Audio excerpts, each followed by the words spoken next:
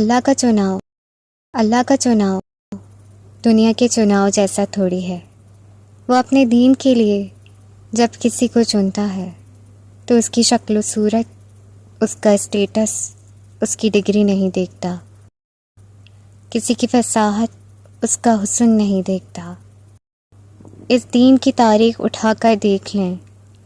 اللہ نے موسیٰ علیہ السلام کو چنا، جن سے غلطی سے قتل ہو چکا تھا، جن کو اپنی بات سمجھانے میں مشکل ہوتی تھی، حالانکہ ان کے بھائی ہارون علیہ السلام جو کہ فصیح اللسان تھے اور یہ ان کے چھوٹے بھائی تھے، مگر اللہ نے انہیں ہی چنا، اس دنیا کے سب سے متکبر شخص کے سامنے جا کر اللہ کا پیغام پہنچانے کے لیے۔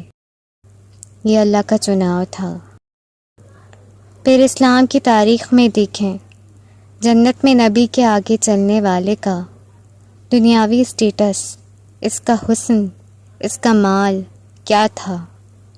وہ ایک حبشی غلام تھا، مگر سبحان اللہ، میرے رب نے ان غلام کی آقا کی بجائے ان غلام کو ہدایت کے لیے چنا۔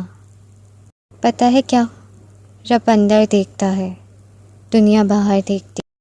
تو اگر اللہ نے تمہیں دین کے لیے چنا ہے نا، تو کبھی خود کو دنیا کی نظر سے نہ دیکھنا، اس رب کی نظر سے دیکھنا، وہ تم سے محبت کرتا ہے، اسی لیے تو اس دین کے لیے، اس ہدایت کے لیے، اس قرآن کے لیے چنا۔ ورنہ تمہارے آس پاس لوگوں کی کمی تھوڑی ہے۔ کبھی خود کو انڈر اسٹیمیٹ مت کرنا، تم تو چناؤ ہو اس رب کائنات کا۔